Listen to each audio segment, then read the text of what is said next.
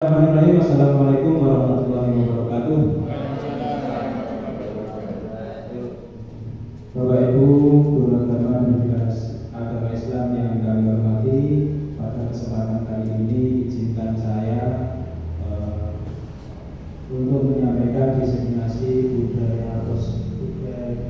disiplin positif dalam pembelajaran di lingkungan sekolah. Sebenarnya apa disiplin positif itu?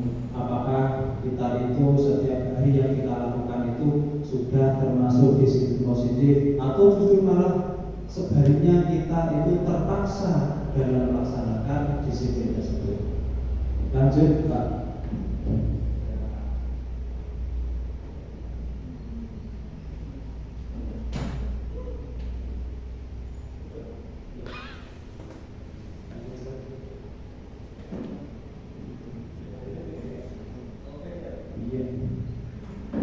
Ini profil saya, nama Lukman Hakim Johari Kurniawan, dan saya dari SDN Mantingan 5. Saya di sini CGP angkatan 10 bersama Ibu Penny.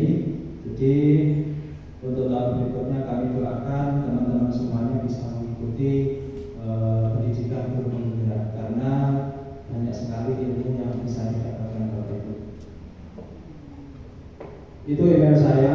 Dari email itu panjenengan bisa menelusuri akun-akun media sosial saya. Rumah saya di Pleleh, Pengkol, Kecamatan Mantingan, Kabupaten Ngawi. Jadi silakan jika ada kesempatan silakan main di tempat saya. Nanti tak buatkan kopi. Lanjut. Nah, pada kesempatan hari ini kita akan membahas tentang 6 materi. Yang pertama adalah disiplin positif dan nilai-nilai kebajikan universal.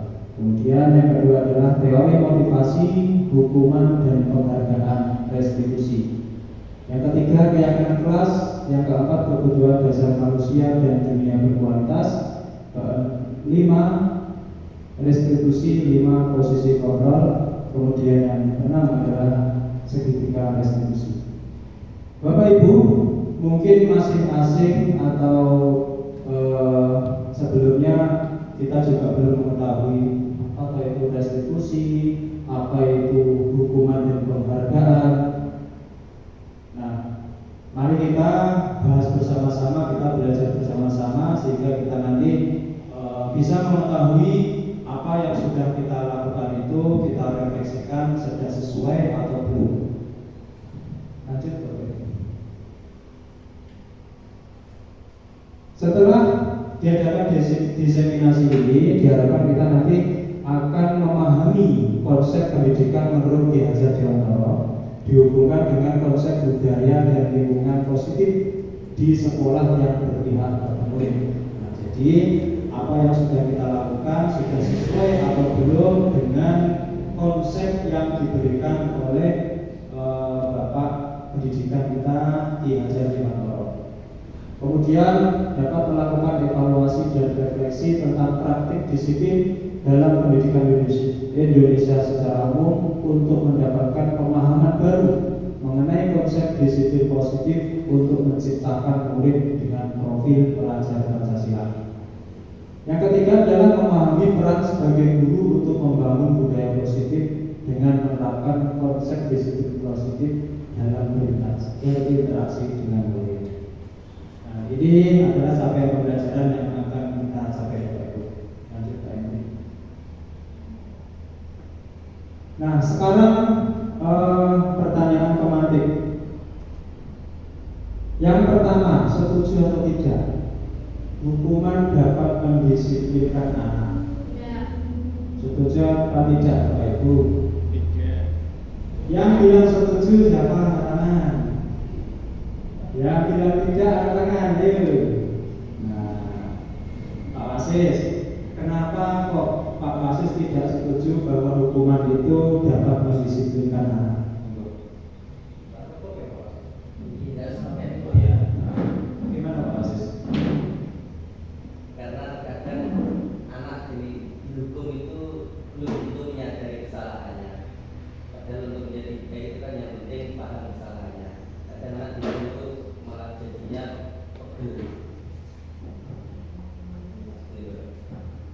Terima kasih Pak Wasis bahwa dihukum itu anak belum tentu menyadari kesalahannya. Ya, terima kasih. Indras, kenapa Indras? Ya, terima kasih Pak.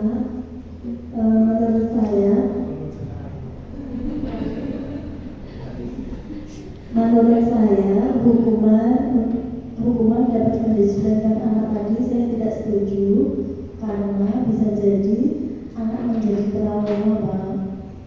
Kadang-kadang waktu saya kecil dulu kalau di petani titik itu pulang besoknya nggak mau masuk. Terima kasih Pak. Bagus sekali. Jadi jawabannya dari Pak Wasis dan Bu Indras itu mengerucut kepada satu kesimpulan bahwa hukuman itu dapat membuat trauma atau membuat anak tidak memahami kesalahannya. Mungkin ada jawaban yang setuju Bapak Ibu? Ada nggak? Ayo. Bu Bati? Tidak setuju. Sebab karena apa?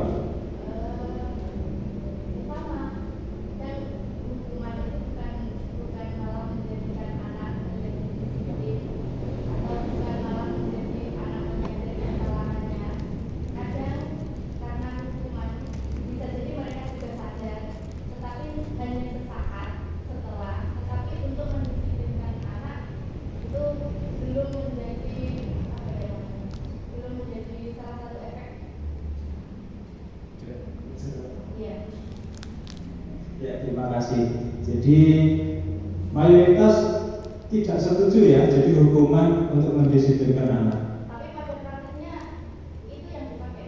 Nah, itu dia. Maka dari itu nanti setelah ini mari kita refleksikan bersama-sama. Jadi hukuman dapat mendisiplinkan anak itu kalau saya juga kurang setuju dengan pendapat seperti itu. Karena biasanya kalau anak dihukum itu pasti nanti yang muncul adalah efek balas dendam, bukan kepada gurunya tetapi biasanya kepada juniornya. Banyak kan kasus-kasus yang sekolah tinggi itu balas dendamnya nggak ke atasan tetapi ke generasi berikutnya. Kemudian pemberian hukuman dengan hal positif. Nah ini hukuman tapi hal positif loh. Masa nggak setuju? Seperti membaca, ayo nak baca 100 kali novelnya, dengar deh baca 100 kali. Atau membersihkan halaman sekolah dapat meningkatkan disiplin anak. Setuju atau tidak Bapak Ibu? Hukuman yang bersifat positif seperti membaca, kemudian membersihkan halaman sekolah, membersihkan kamar mandi, ataupun mengulangi sholat duhanya itu dapat meningkatkan disiplin. Setuju atau tidak Bapak Ibu? 50-50. Karena ada nilai positifnya tadi ya. Ya. Bagaimana Pak Wasis? Ini saya juga nggak 50-50 kalau hal positifnya itu berbalik dengan apa salahnya mungkin iya saya contoh anak melakukan kesalahan menumpahkan air di bedek semuanya membersihkan itu kan konsekuensinya sama sejalan gitu. Tapi kalau menumpahkan air hukumannya baca Fatihah 100 kali tidak sejalan. Berarti ada tergantung kasusnya ya.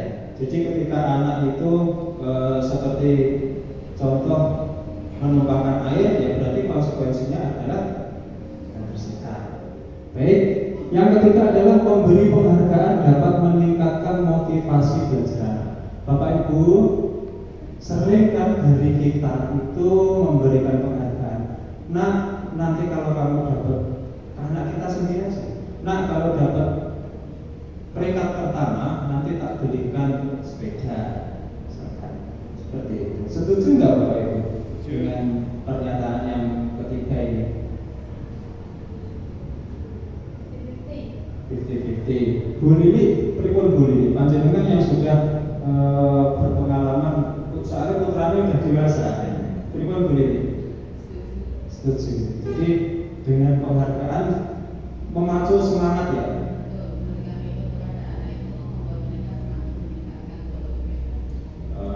Baiklah.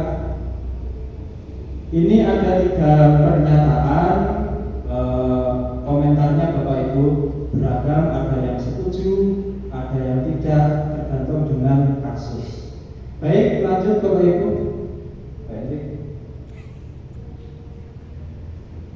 Materi yang pertama adalah disiplin positif dan nilai-nilai kebajikan universal. Nah, apa toh itu disiplin positif dan nilai-nilai kebajikan universal itu apa? Pengertiannya di slide berikutnya. Nah, sebelum kita ke pengertian, ada paradigma teori kontrol atau teori pilihan. Jadi adanya ilusi guru mengontrol murid, kemudian ilusi bahwa kritik dan membuat orang merasa bersalah dapat menguatkan karakter. Kemudian adanya ilusi bahwa semua penguatan positif, efektif, dan bermanfaat.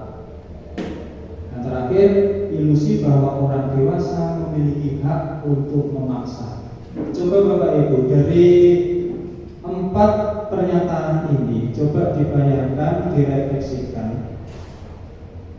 Kira-kira guru mengontrol murid itu tepat atau tidak? Kemudian membuat merasa bersalah itu dapat menguatkan karakter. Contoh, ya, anak datang terlambat, kemudian kita sebagai guru mengucapkan atau menanyai anak tersebut dengan kalimat-kalimat yang efeknya anak ini merasa bersalah. Ketika sudah merasa bersalah, besok datangnya lebih pagi. Seperti itu. Kemudian orang dewasa memiliki hak untuk memaksa. Orang dewasa memiliki hak untuk memaksa anak. Terjadi atau tidak Bapak Ibu? Terjadi. Nah, kamu jam 3 harus pulang, harus mandi. Kalau enggak, nanti dapat hukuman. Seperti itu. Apakah hal ini sering kita lakukan? Sering ya. Ke anak didik juga seperti itu. Bu Nabila ke putranya, Mak, kalau kamu enggak jam 3 sore enggak pulang, awas. Sering? Ke anak didik, ke murid-muridnya, kalau kamu enggak ikut sholat duha, nanti nilaimu jelek. Ancaman. Siswanya bandel banget. Nah, ini permasalahan kita bersama Bapak Ibu. Ya, tidak ada sekolah yang sempurna. Artinya tidak ada sekolah yang memiliki murid ideal. Semuanya pasti sama. Kasusnya sama, rata-rata yang sama. Lanjut. Apakah makna disiplin? Disiplin berasal dari bahasa Latin disiplina yang artinya belajar. Dari maknanya sendiri bahwa disiplin itu adalah belajar. Dalam artian kalau sudah belajar itu bukan tujuan, bukan hasil yang menjadi target, tetapi apa? Proses. Kemudian makna asal dari kata ini berkonotasi dengan disiplin diri dari murid Sokrates dan Plato. Disiplin diri membuat orang menggali potensinya menuju sebuah tujuan apa yang dia hargai. Disiplin diri membuat orang menggali potensinya menuju sebuah tujuan apa yang dia hargai. Kemudian, namun budaya kita, makna kata disiplin telah berubah menjadi sesuatu yang dilakukan seseorang pada orang lain untuk mendapatkan kepatuhan. Nah, ini yang kata yang dicetak tebal itu adalah penegasan untuk mendapatkan kepatuhan. Anak-anak harus berangkat jam 7 tepat sampai sekolah tidak boleh terlambat. Berarti kan ini selain apa itu tujuannya untuk disiplin, tetapi kira-kira anak itu merasa nyaman atau tidak ya? Anak-anak jam 7 tepat harus masuk. Kalau nggak masuk berarti kamu sudah melanggar. Kemudian kecenderungan umum adalah menghubungkan kata disiplin dengan ketidaknyamanan. Nah, Bapak Ibu, seperti tadi yang disinggung oleh Pak Binuri, jam 9 tepat kita harus datang. Saya sudah terlambat. Kira-kira dalam diri kita itu nyaman atau tidak? Jujur saja, ketika kita harus mentaati peraturan, terkadang kita itu tidak nyaman. Betul atau tidak, Bapak Ibu? Ya. Betul kan? Nah, bukan dengan apa yang kita hargai atau pencapaian suatu tujuan mulia. Jadi kadang kita itu melaksanakan sesuatu, mendisiplinkan sesuatu itu terkadang bukan muncul dari dalam diri kita sendiri, tetapi atas paksaan orang lain. Lanjut Pak Hendri. Apa yang disebut nilai kebajikan universal? Nilai kebajikan adalah sifat-sifat positif manusia yang merupakan tujuan mulia yang ingin dicapai setiap individu. Nilai-nilai tersebut bersifat universal dan lintas bahasa, suku, bangsa, agama maupun latar belakang. Jadi yang dinamakan nilai kebajikan universal itu adalah sesuatu hal yang baik yang dipandang kebaikan oleh semuanya. Lintas agama, lintas suku, lintas budaya, lintas negara itu memandang kalau itu baik. Berkata sopan baik atau tidak, Bapak Ibu? Baik ya. Meskipun di Indonesia dengan di luar negeri berkata sopan bukan kata-katanya ya. Mungkin standar kesopanan di sini dan di luar negeri itu berbeda. Tapi berkata sopan itu adalah sebuah kebajikan. Bapak Ibu sepertinya ngantuk ya. Sebelum saya lanjut supaya tidak ngantuk, kita konsentrasi dulu. Jika saya mengucapkan selamat pagi, Bapak Ibu silahkan tepuk tangan 1 kali. Jika selamat siang, tepuk tangan 2 kali. Jika selamat malam, Bapak Ibu tidak tepuk tangan. Paham Bapak Ibu? Kita langsung konsentrasi kita. Selamat pagi, selamat siang, selamat malam, selamat siang, selamat malam.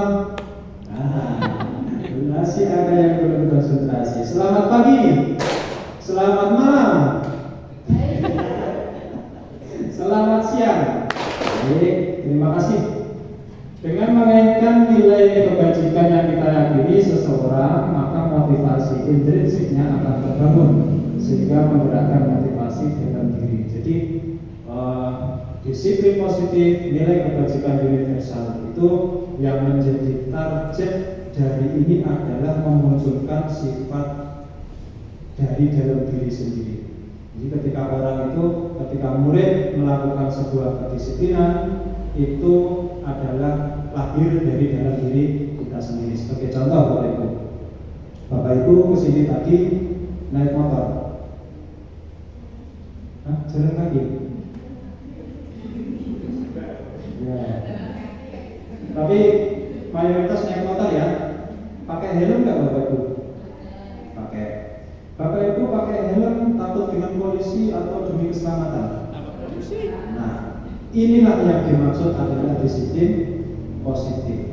Jadi kita sadar betul bahwa apa yang kita lakukan itu merupakan demi diri kita sendiri, adalah sebuah penghargaan kepada kita. Jadi ketika kita mentaati sebuah aturan, itu kita sadar betul bahwa aturan itu membawa kebaikan untuk kita, bukan takut kepada polisi. Seperti tadi contoh, anak datang lebih awal, itu kalau dia takut dengan gurunya, berarti disiplin positifnya belum tercapai atau belum berhasil. Berarti masih takut. Ya kalau gurunya ada, kalau nggak ada berarti dia datangnya siang-siang terus. Ya kan, seperti itu kan? Atau kita melaksanakan puasa Ramadan, Bapak Ibu. Anak-anak melaksanakan puasa Ramadan itu karena gurunya, karena orang tuanya, atau karena Allah. Biasanya kalau orang tuanya tidak ada atau tidak ada gurunya, dia delik-delik makan, moker. Tapi kalau kita sudah dewasa, apa juga seperti itu? Tidak kan? Pasti akan takut kepada Allah. Jadi yang dibutuhkan dari disiplin positif dan nilai kebajikan universal itu adalah kita sadar betul ya apa yang kita lakukan. Lanjut, Pak Endi. Selanjutnya teori motivasi, hukuman dan penghargaan restitusi. Apa tuh ini? Lanjut. Nah ini Bapak Ibu, kelihatan nggak tulisannya? Nggak, saya bacakan aja ya. Yang pertama, untuk menghindari ketidaknyamanan atau hukuman, apa yang akan terjadi? Untuk menghindari ketidaknyamanan atau hukuman, apa yang akan terjadi apabila saya tidak melakukannya? Ini silakan dijawab Bapak Ibu. Silakan dijawab. Yang pertama itu dari motivasi internal atau eksternal.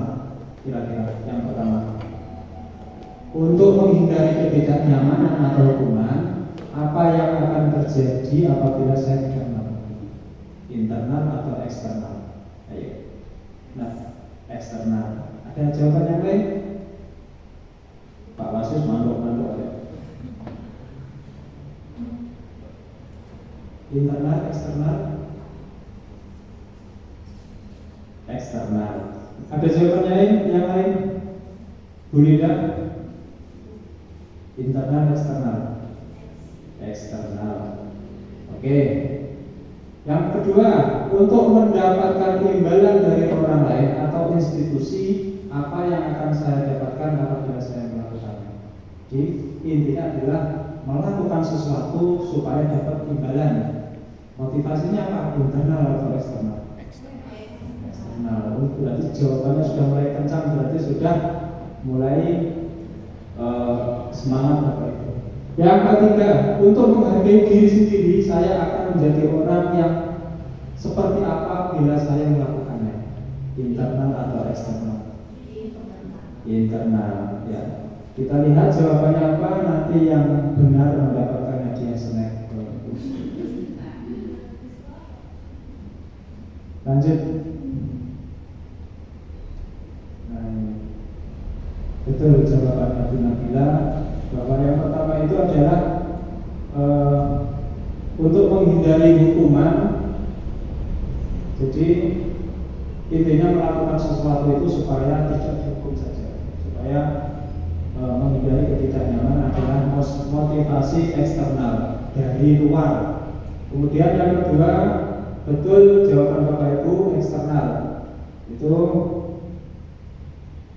melakukan sesuatu hanya untuk mendapatkan imbalan. Bapak Ibu, ada muridnya yang rajin melakukan sesuatu, misalkan tari karena untuk mendapatkan juara. Ada enggak? Jadi ketika mau lomba, narinya itu rajin sekali, karena nanti lombanya ini hadiahnya umroh. Ada nggak seperti itu? Berarti ini melakukan sesuatu itu pengaruh dari imbalan tersebut. Nah yang terakhir adalah, nah ini motivasi internal. Nah inilah motivasi internal ini adalah menjadi tujuan daripada disiplin positif. Lanjut. Nah, kemudian kita kaitkan dengan pendapat Ki Hajar Dewantara. Merdeka itu artinya tidak hanya terlepas dari perintah, akan tetapi juga cakap untuk memerintah diri sendiri. Jadi terlepas dari orang lain yang orang lain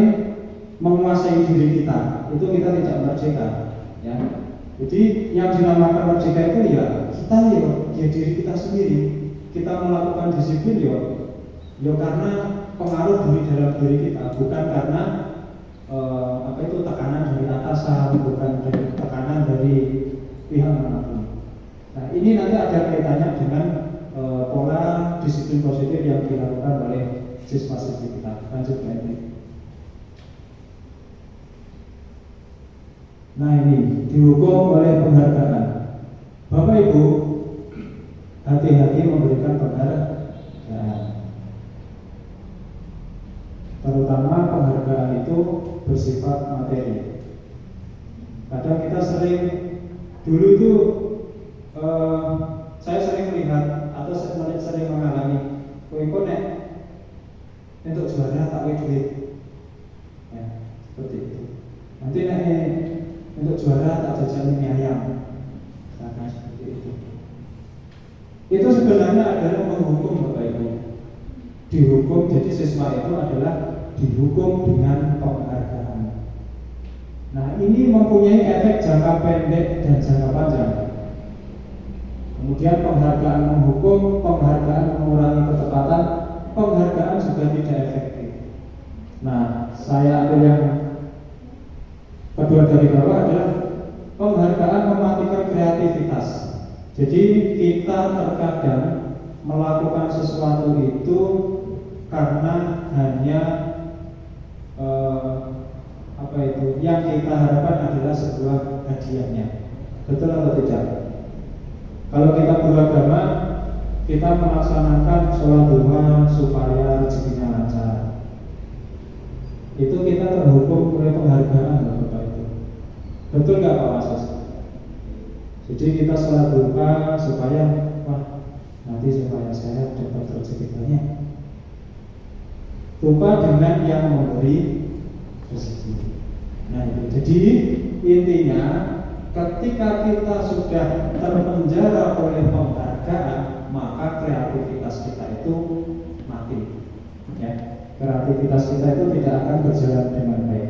Kemudian penghargaan mengurangi motivasi intrinsik tadi. Jadi penghargaan itu tidak memunculkan motivasi dalam diri kita sendiri. Karena apa? Dipengaruhi oleh hal lain, dipengaruhi oleh imbalan, dipengaruhi oleh hadiah, oleh reward dan sebagainya. Lanjut ke Henry.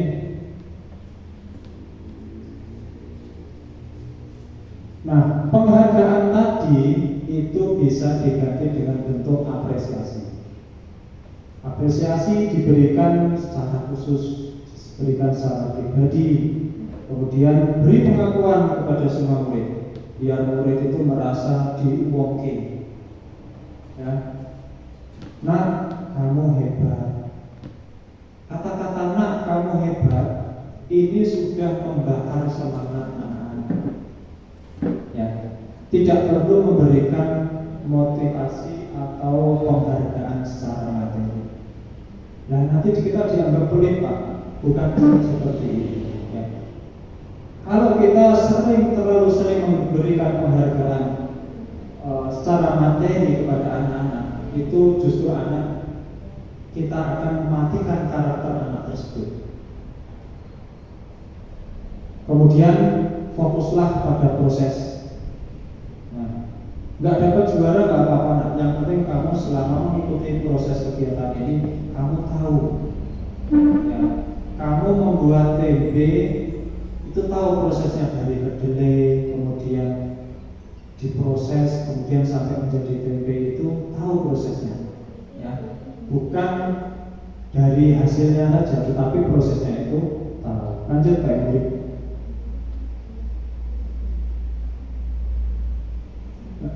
Terus naik terus. Bukan. Ya, terus. Nah, ini contoh pengakuannya ini.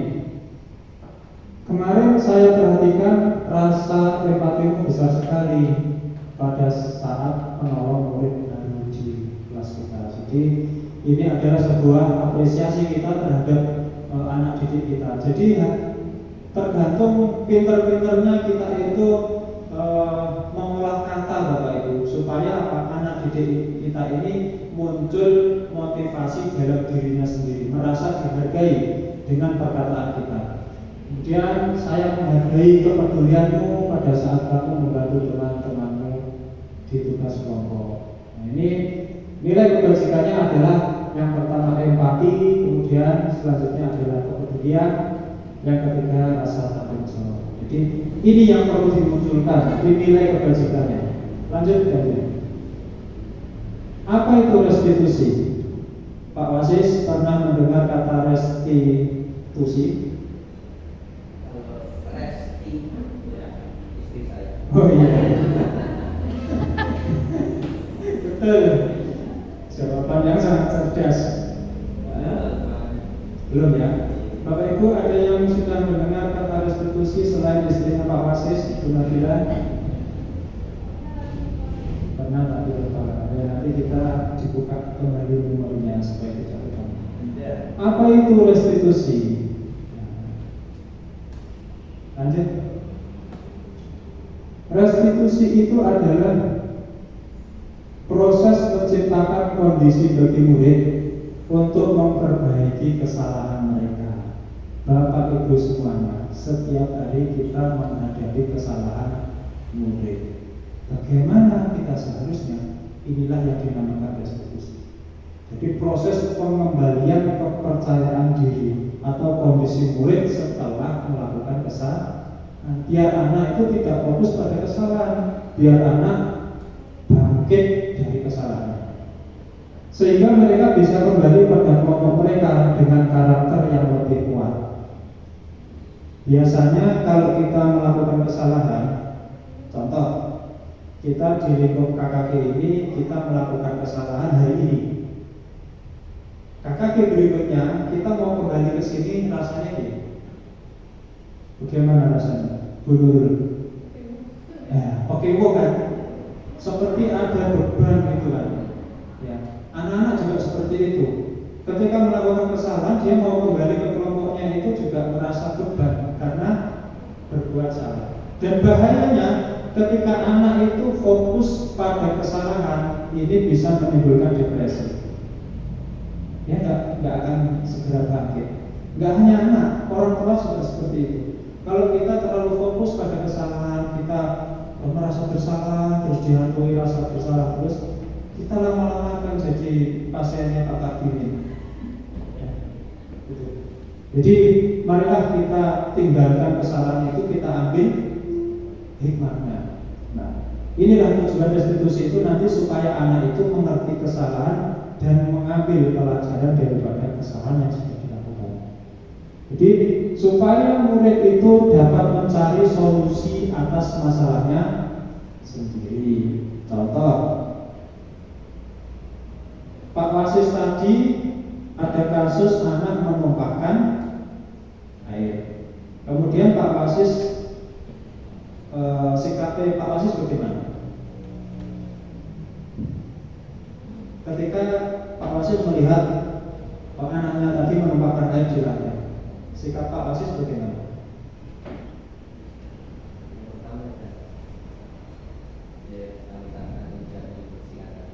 Iya. Itu motivasi supaya tidak diulang lagi, tanpa menjatuhkan titik supaya tidak diserang. Nah, betul sekali. Supaya anak itu tidak merasa terbuli, ya, supaya anak itu tidak merasa menjadi penjahat. Menumpahkan air itu wajar, saya juga pernah seperti itu. Terus konsekuensinya apa? Ayo kita bersihkan bersama-sama. Kan seperti itu. Nah, lanjut. 9 ciri restitusi. Yang pertama adalah belajar dari kesalahan.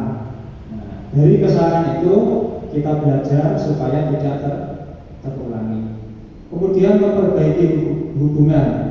Selanjutnya tawaran bukan paksaan. Jadi perlu diingat lagi, ini tawaran bukan paksaan. Kalau kita memaksa, berarti kita sudah menguasai kemerdekaan anak tadi. Ya, hati-hati. Restitusi ini adalah sebuah bentuk tawaran, bukan paksaan. menawarkan. Tujuannya apa? Biar anak bisa memilih, kemudian menerapkannya. Restitusi menuntun untuk melihat ke dalam diri sendiri. Jadi supaya anak itu mengetahui apa yang sudah dilakukan itu salah atau tidak salah atau kurang tepat, seperti itu ya. Kemudian mencari kebutuhan dasar. Biasanya anak itu ketika melakukan kesalahan pasti dia itu memiliki motivasi untuk memenuhi kebutuhan dasar. Contoh, ada seorang anak yang merebut atau mengambil pensil milik temannya. Kebutuhan dasarnya apa Bapak Ibu?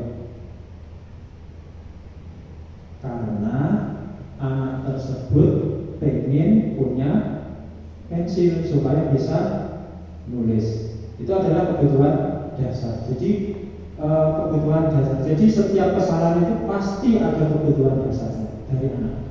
Untuk pemenuhan itu. Kemudian restitusi diri adalah cara yang paling baik.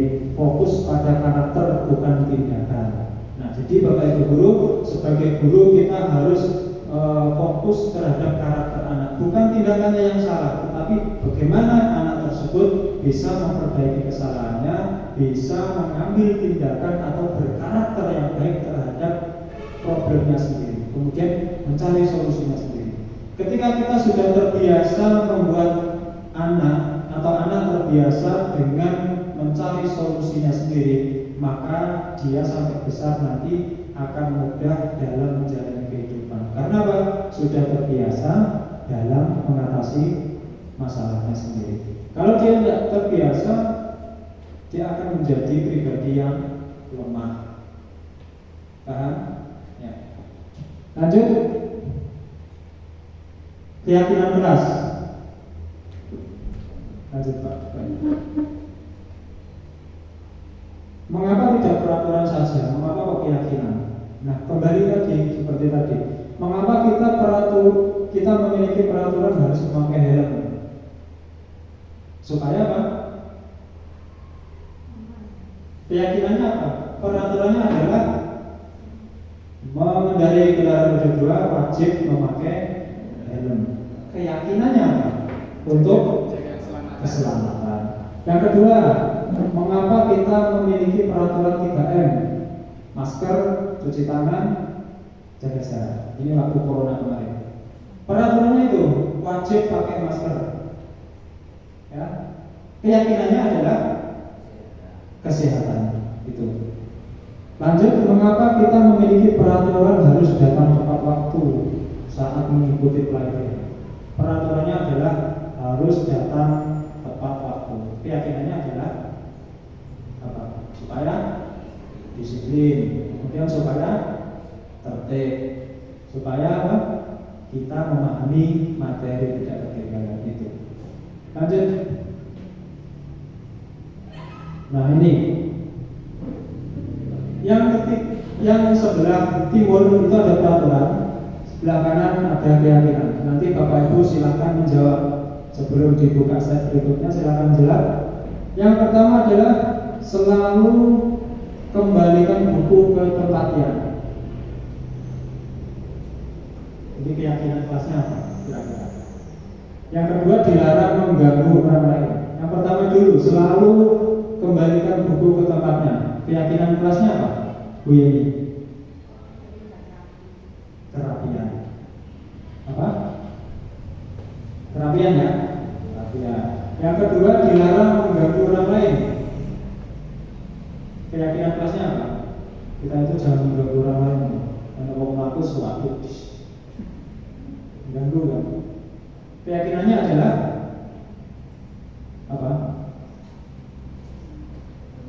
Keharmonisan, kerukunan, seperti itu ya. Yang ketiga, hadir di sekolah 15 menit sebelum pembelajaran dimulai. Keyakinannya ketertiban disiplin. Dilarang melakukan kekerasan. Dilarang melakukan kekerasan. Keyakinannya adalah kesopanan. Terus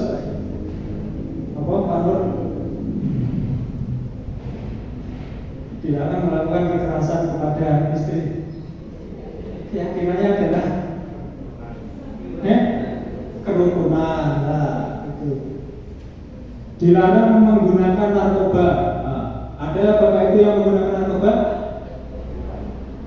Nggak ada ya. Keyakinannya apa? Haram. Iya ada. Haram. Terus apa lagi? Kesehatan. Itu keyakinannya. Jadi kita itu harus memunculkan keyakinan terhadap peraturan-peraturan itu. Bergantian atau menunggu giliran. Kemudian masuk. Nah, apa jadinya kalau kita mau masukin untel-untelan? Ya, mesti nggak akan tercukupi semua kan? Itu kan kapasitasnya terbatas. Gunakan masker. Apa? Kesehatan aja. Jangan berlari di kelas. Nengkrong muncul melayu. Jalan aja. Keyakinannya adalah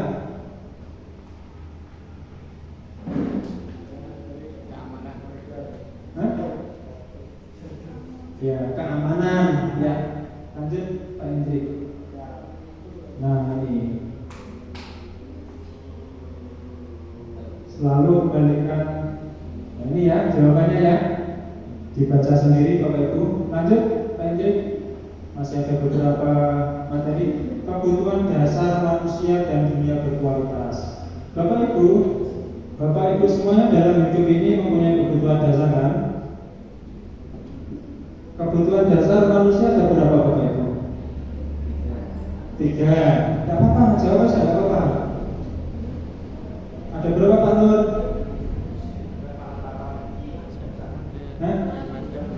Kebutuhan dasar ada berapa? Atau apa aja? 3 itu apa aja Pak Wasis? Sandang, pangan, papan. Pendidikan. Yuk. Lanjut. Kebutuhan dasar manusia. 1, 2, 3, 4, 5. Kasih sayang, kesenangan, dan rasa diterima. Yang kedua, kesenangan. Lanjut.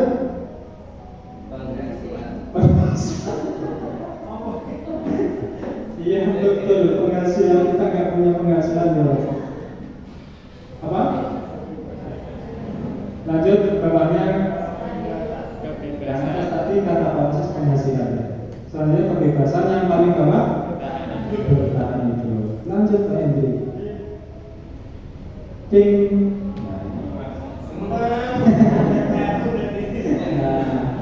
Jadi ini adalah 5 kebutuhan dasar. Anak-anak itu terkadang itu manja, terkadang itu pengen diperhatikan, golek sensasi, senengane rame karo dhewe. Bapak Ibu yang di rumah ada anak kecil pasti paham betul. Ketika ada orang tuanya enak acara, kontra-kontranya selalu ada. Betul nggak Bapak Ibu? Betul ya. Kemudian kesenangan, ya, kesenangan penguasaan. Nah ini penguasaan itu adalah pengen menguasai, pengen mengontrol orang lain. Ini adalah masuk penguasaan. Kemudian kebebasan bertahan hidup. Ini adalah kebutuhan dasar yang tidak bisa dihindari dari siapapun, dari manusia. Lanjut Pak Hendri. Nah, posisi kontrol. Pak Wasis posisinya bagaimana? Duduk. Bu Nabila, posisi kontrol itu ada apa aja tahu posisi kontrol kita sebagai guru ya. Lanjut Pak Hendri. Ini nomor 1. Saya kecewa sekali dengan kamu Pak Wasis. kamu tidak menghargai, tidak spektakuler Pak Wasis.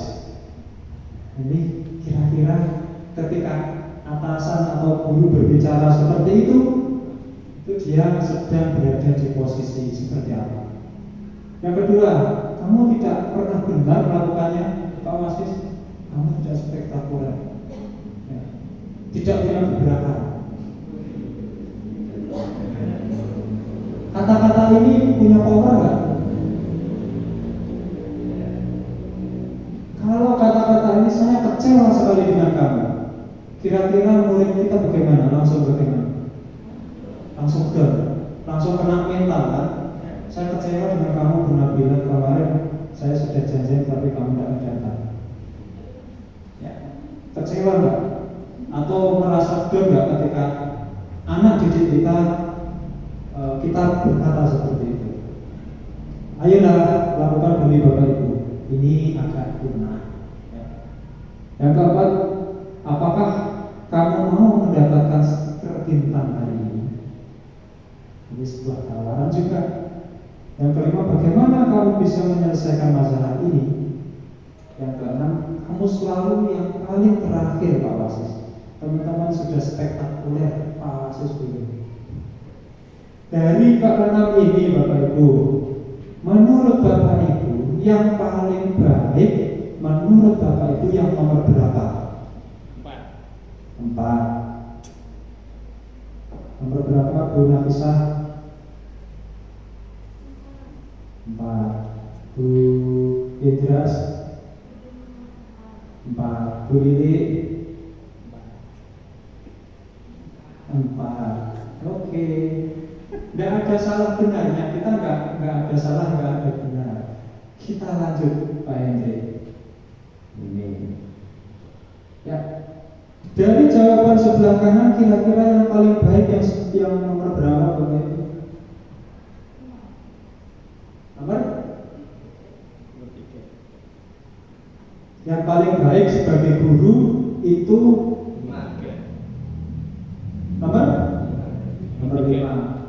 Manajer, pembuat rasa bersalah, kira-kira tepat atau tidak? Enggak ya. Penghukum?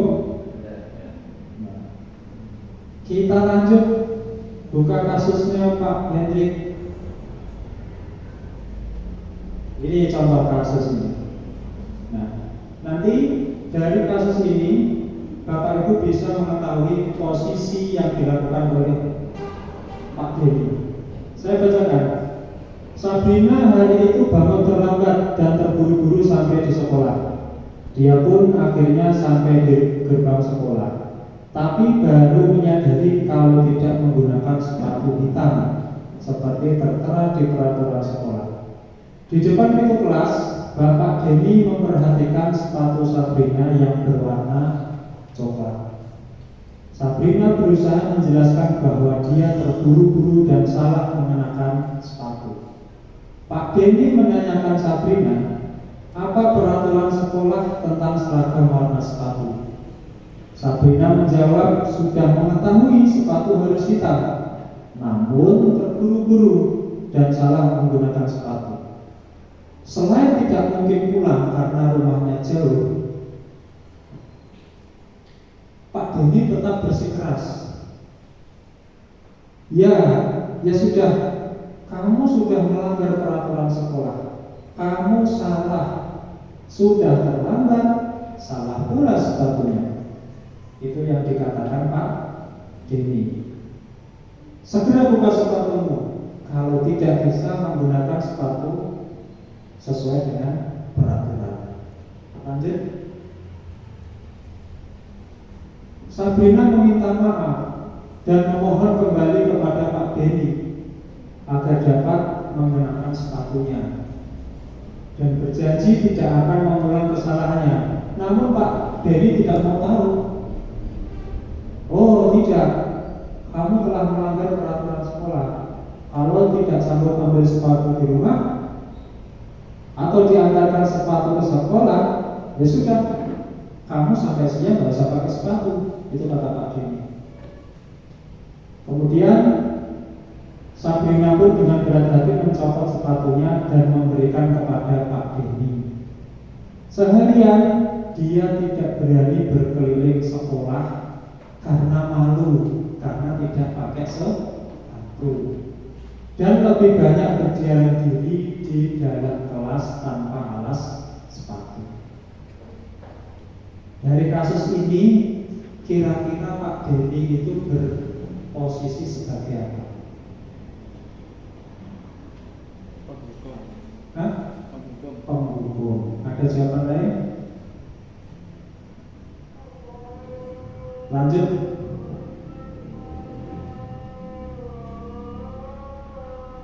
Dalam kasus di atas, sikap posisi apakah yang diambil oleh Pak Denny? Tadi penghukum. Penjelasannya bagaimana, Pak Masih? Karena Pak Denny-nya tidak mau tahu apa alasan yang disampaikan oleh anak didiknya tadi. Ya. Terima kasih. Sebagai penghukum, ada jawaban lain? Sepakat ya, penghukum. Antara Pak Denny sengaja menghukum. Yang kedua, bila Pak Denny mengambil posisi sebagai manajer, apa yang akan dikatakannya? Kira-kira kalau Pak Denny sebagai manajer, itu kira-kira yang dilakukan atau yang dikatakan apa kepada Sabrina tadi?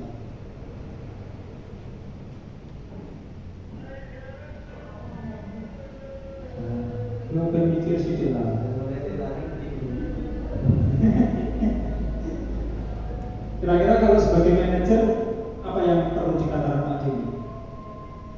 Manajer itu kan, kalau manajer itu membuat siswa ini mengetahui kesalahannya, kemudian melakukan restitusi, kemudian menawarkan kepada Sabrina bagaimana solusinya kira-kira.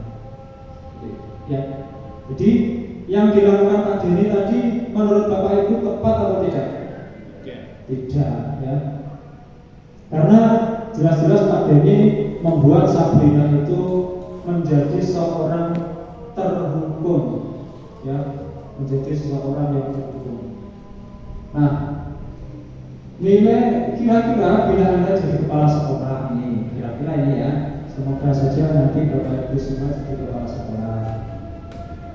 Nilai kebajikan apa yang ingin dituju oleh peraturan harus warna hitam? Nilai kebajikannya apa? Sepatu kok, kenapa kok harus warna hitam? Ya?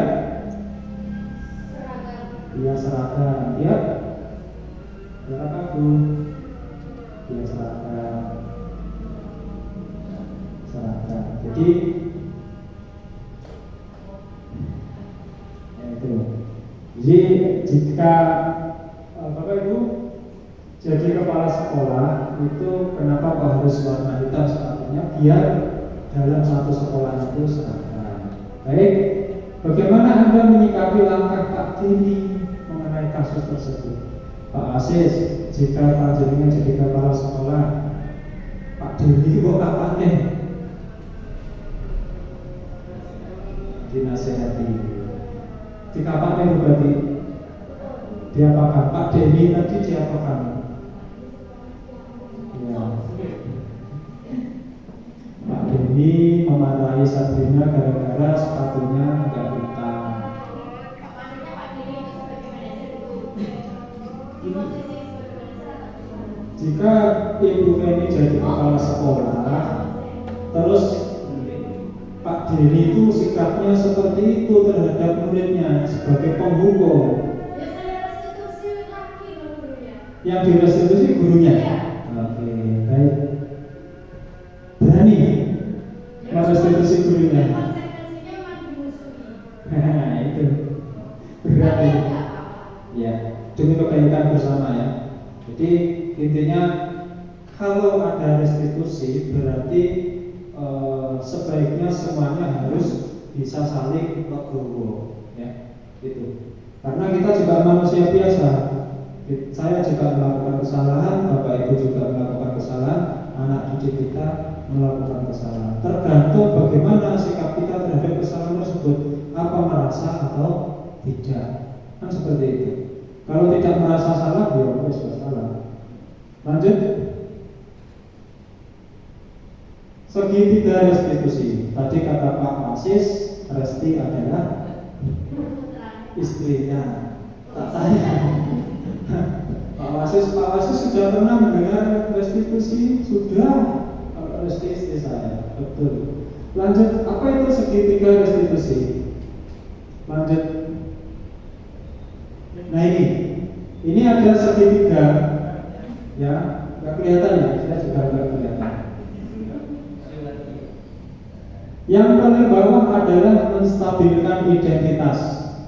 Kemudian yang timur itu validasi kebutuhan, yang barat adalah menanyakan keyakinan. Menstabilkan identitas. Apa atau menstabilkan identitas? Jadi segitiga restitusi ini adalah sebuah langkah, Bapak Ibu, langkah untuk menormalisasi tindakan-tindakan tadi sehingga dia anak tersebut bisa bangkit. Lanjut. Menstabilkan identitas. Nah ini untuk membuat anak yang merasa gagal karena berbuat salah menjadi positif terhadap dirinya. Guru berkata, berbuat salah itu hal manusiawi. Tidak ada manusia yang sempurna. Bapak Ibu juga berbuat salah. Kita pasti bisa menyelesaikan permasalahan ini. Nah, kira-kira ketika kita bicara seperti itu pada murid yang berbuat salah, murid akan mentalnya akan bagaimana, Bapak Ibu? Down atau membaik? Membaik. Jadi dalam proses segitiga restitusi ini kita belajar menjadi seorang psikolog. Ya. Lanjut. Kemudian validasi kebutuhan, yaitu membantu murid mengenali basic need atau kebutuhan dasar yang ingin dipenuhi ketika melakukan kesalahan. Contohnya ini, guru berkata, kamu bisa saja kan melakukan hal yang lebih buruk, tapi kamu tidak melakukan. Jadi memvalidasi kebutuhan, apa yang penting bagi kamu. Kamu pasti punya alasan mengapa seperti itu. Ya. Setiap anak ketika melakukan kesalahan pasti ada alasannya. Kenapa kok melakukan kesalahan? Itu pasti ada tujuannya. Ya. Seperti itu. Lanjut.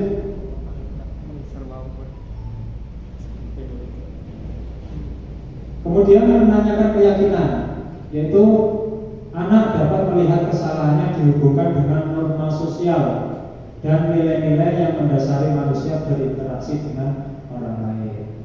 Contohnya ini, anak nakali koncone, ya, berbuat bullying terhadap temannya. Nah, apa kalau nilai yang kita percaya di dalam kelas itu? Nah, kira-kira yang kamu rasakan apa ketika kamu melakukan hal itu? Nah,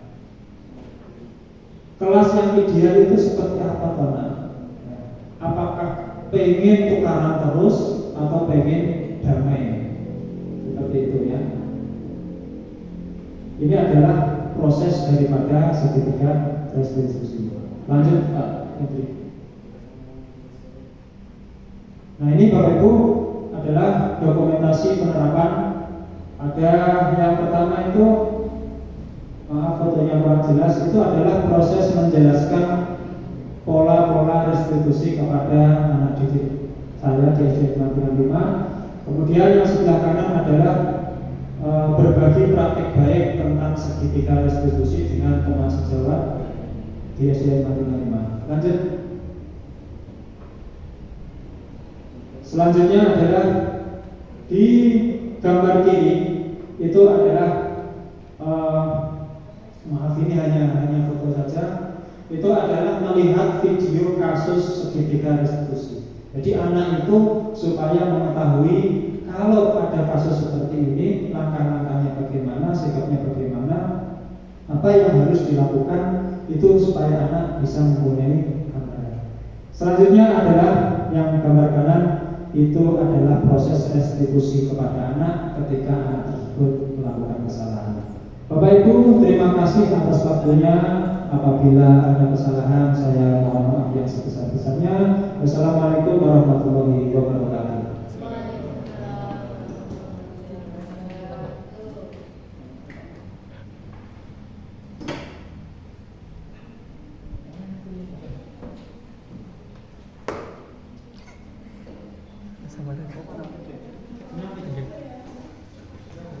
Ini benar saya langsung tengah langsung nyimpen nggih.